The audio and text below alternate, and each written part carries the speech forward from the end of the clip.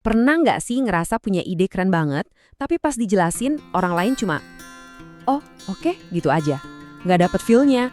Nah, hari ini kita bakal bongkar rahasia kuno gimana caranya biar ide kita itu nggak cuma didengar, tapi bener-bener nendang dan bikin orang lain bergerak. Kita ngomongin soal seninya persuasi langsung dari ahlinya, Aristoteles.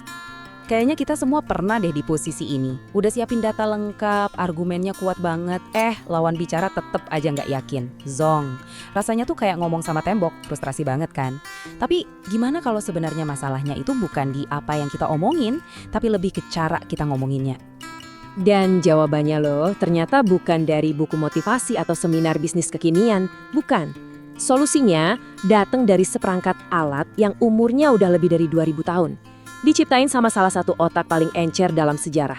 Ini formula persuasi yang udah terbukti ampuh lintas zaman. Oke, ayo kita time travel dulu. Mundur jauh ke zaman Yunani kuno. Kita mau intip isi kepalanya seorang jenius namanya Aristoteles. Dan dia ini bukan cuma filsuf biasa loh. Anggap aja dia itu kayak ilmuwan komunikasi pertama di dunia. Dialah orang yang pertama kali membedah dan memetakan ibaratnya DNA dari sebuah argumen yang bisa meyakinkan orang.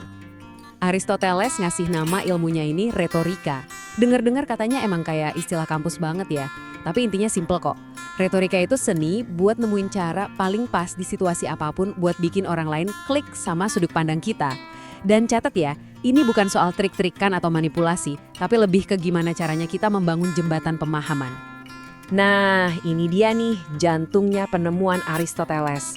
Dia sadar kalau persuasi yang kuat itu persis kayak kursi, tapi kursi berkaki 3.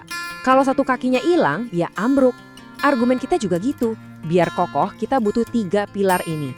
Ethos, pathos, dan logos. Yuk kita bedah satu-satu. Kita mulai dari pilar pertama, dan ini bisa dibilang yang paling dasar, ethos. Gampangnya, ini soal karakter dan kredibilitas. Coba deh pikirin, sebelum orang mau dengerin apa isi omongan kita, di kepala mereka itu ada pertanyaan otomatis. Emang lo siapa? Kenapa gua harus dengerin lo? Nah, tanpa fondasi kepercayaan ini, argumen kita secanggih apapun bakal mental, sia-sia. Contoh gampangnya gini deh, kalau lagi cari info kesehatan, Anda lebih percaya siapa? Dokter beneran yang udah praktek puluhan tahun, atau postingan di media sosial dari akun anonim yang isinya cuma emoji? Jelas dokter kan? Nah, itulah kekuatan etos. Kita secara alami ngasih nilai lebih ke sumber yang kita anggap bisa dipercaya. Oke, setelah kepercayaan dapat, sekarang waktunya nyentuh hati.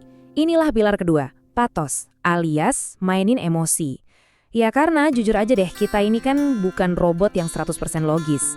Keputusan kita sering banget dipengaruhi sama rasa harap, takut, atau kasihan. Nah, pathos ini senjatanya biar audiens nggak cuma paham, tapi juga ngerasain apa yang kita omongin. Pernah lihat iklan donasi yang pakai foto anak-anak yang bikin kita ikut sedih? Atau denger pidato yang bikin semangat nasionalisme kita berkobar-kobar? Nah, itu pathos murni lagi beraksi. Iklan dan pidato itu sengaja ngambil jalan pintas, ngelewatin otak, langsung nembak ke hati. Kalau emosi udah kena, logika tuh biasanya ngikut aja di belakang.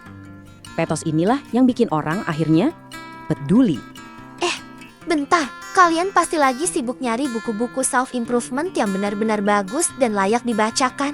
Udah deh, stop buang-buang waktu scroll sana-sini. Gue punya solusinya buat lo semua. Kita udah ngumpulin dan kurasi lebih dari 60 e-book terbaik yang bisa bikin lo makin pinter dan siap jadi pemimpin masa depan. Ini bukan sekadar buku biasa, tapi ini adalah perpustakaan digital pribadi lo yang isinya daging semua. Bayangin, semua ilmu ini bisa langsung lo download dan baca kapan aja, di mana aja, langsung dari HP lo. Praktis banget, kan? Jadi tunggu apa lagi? Langsung aja sikat promonya di link yang ada di deskripsi di bawah video ini. Buruan check out sekarang sebelum kehabisan. Oke, sekarang kita lanjut nonton videonya. Udah ada karakter, etos, udah ada emosi pathos. Sekarang kita butuh kaki kursi yang terakhir, logos alias logika. Ini adalah tulang punggung dari argumen kita. Logos itu isinya data yang kuat, alur pikir yang masuk akal, dan bukti yang nggak bisa dibantah. Inilah bagian yang menenangkan sisi rasional dari otak audiens. Contohnya, waktu ada perusahaan pamer grafik penjualan yang naik terus, atau pas ilmuwan ngejelasin hasil riset pakai angka-angka yang jelas. Nah, itu mereka lagi pakai logos. Logos ini tugasnya ngejawab pertanyaan paling penting, mana buktinya? Inilah yang bikin argumen kita jadi kuat dan susah diserang balik. Jadi kalau kita lihat lagi 3 elemen ini, kredibilitas, emosi, dan logika, ini bukan barang baru loh. Aristoteles udah nemuin dan ngerumusin ini ribuan tahun yang lalu. Gila kan? Kunci persuasi yang sesungguhnya itu ada di cara kita ngeblend ketiganya dengan seimbang. Oke, kita rangkum sedikit ya biar nempel. Etos itu ngejawab pertanyaan, kenapa gue harus percaya sama lo? Pathos ngejawab, kenapa gue harus peduli? Dan logos ngejawab, kenapa omongan lo ini bener? Kalau argumen cuma pakai salah satu doang, pasti goyang. Kekuatan sejatinya itu ada di kombinasi ketiganya. Oke, sekarang kita udah punya 3 senjata utama. Etos, pathos, logos. Nah, sekarang kita naik level. Kita lihat ada 3 arena atau medan perang yang beda-beda tempat kita bisa pakai senjata ini. Kenapa?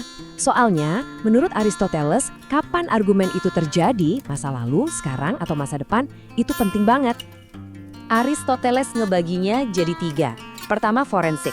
Ini ngomongin masa lalu. Pertanyaannya, apa yang sebenarnya kejadian? Contoh paling gampangnya, ya di ruang sidang. Kedua, ada epidektik. Ini fokusnya masa kini. Pertanyaannya, ini bagus atau jelek? Contohnya kayak pidato di nikahan atau pas lagi ngasih penghargaan. Dan yang ketiga, ini yang paling sering kita lihat, deliberatif. Fokusnya ke masa depan. Pertanyaannya, terus kita harus gimana? Ini persis kayak debat politik soal kebijakan baru. Kalau kita tahu lagi main di arena mana, kita bisa pilih strategi yang paling jitu. Jadi, kita udah bongkar semua nih toolkit persuasi kuno ini. Sekarang Anda udah kenal sama etos, pathos, logos, dan 3 arena debatnya. Terus, so what? Apa gunanya semua teori ini buat kita yang hidup di zaman sekarang? Gunanya gede banget. Anggap aja sekarang Anda punya kacamata baru. Mulai sekarang pas nonton iklan, baca berita, atau bahkan pas lagi debat kusir di media sosial, coba deh perhatiin. Mereka lagi mainin etos, pathos, atau logos. Anda bakal kaget sendiri ngelihat betapa formula ini ada di mana-mana. Dengan begini, Anda bukan lagi sekedar penonton pasif, tapi udah jadi analis yang jeli. Dan inilah intinya, pengetahuan ini adalah kekuatan, power. Anda bisa pakai ini buat nyuarain ide-ide penting, bisa juga buat ciri tameng biar nggak gampang kemakan hoax atau manipulasi. Intinya, buat berkomunikasi lebih baik. Jadi pertanyaannya sekarang udah bukan lagi apa itu persuasi. Tapi sekarang setelah Anda pegang kuncinya, mau Anda pakai untuk apa kekuatan ini?